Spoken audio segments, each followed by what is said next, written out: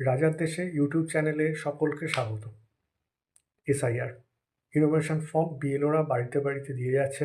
আপনারা fill up করবেন, fill up করে সেটা সংশ্লিষ্ট বিএলওর হাতেই একমাত্র তুলে দেবেন, কারণ ওরা আপনাকে রিসিভ করে দেবে।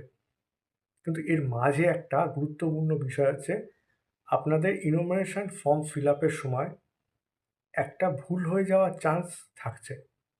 সেটা কি, সেটা নিয়ে আজকে আলোচনা কিনা না 2002-এ ইনোভেশন ফর্মের যে পার্টে আপনাকে 2002-এর তথ্য তুলতে হচ্ছে, সেটা আপনার নিজের নাম থাকলে বা আপনার বাবা মার নাম থাকলে বা ঠাকুমা ঠাকুরদা নাম থাকলেও, সেক্ষেত্রে যেটা অনেকেই ভুল করছেন, নিচের দিকে যে বাঁ দিকে নিজের নাম এবং ডান দিকে রিলেটিভের নাম 2002 সালে যেটা আছে, সেটা লেখার সময় দেখা যাচ্ছে যে অনেকে ভোটার কার্ড নাম্বার যেটা লিখতে হচ্ছে, সেটা অনেকে 2025-এর রোল অনুযায়ী যে নাম্বারটা আছে, হাতে এখন যে এপিকটা আপনার আছে সেই নাম্বারটা অনেকে লিখে দিচ্ছে।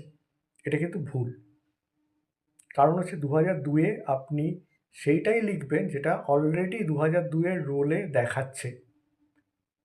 হুবহু 2002-এর রোলে যা লেখা আছে, সেখানে যেমন আপনার নাম লেখা আছে, যেমন রিলেটিভের নাম এবং যেমন রিলেটিভের রিলেশনশিপ লেখা আছে, হুবহু সেটাই লিখতে হবে। এমনকি সেখানে বিধানসভার নামও যেটা আছে, সেটাও আপনার রোলে যা লেখা আছে সেটাই।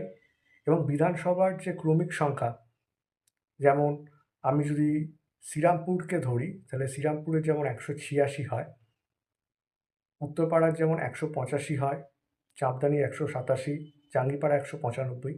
এটা কিন্তু 2002 সালে এই নাম্বারে ছিল না, অন্য নাম্বারে ছিল। সেটা 2002-এর রোলের ওপরে বাঁদিকে দেখতে পাবেন। ভালো করে দেখবেন, বাঁদিকে বিধানসভা ক্ষেত্রের নাম এবং নাম্বার লেখা আছে, সেটাই কিন্তু বসাতে হবে। 2002-এ হতে পারে আপনার এপিক নম্বর নেই। 2002-এর যে রোলটা আপনি দেখছেন, যেখানে আপনার নাম পেয়েছেন, সেখানে দেখবেন অনেক সময় আপনার এপিক নম্বর নেই, ব্ল্যাঙ্ক দেখিয়েছে।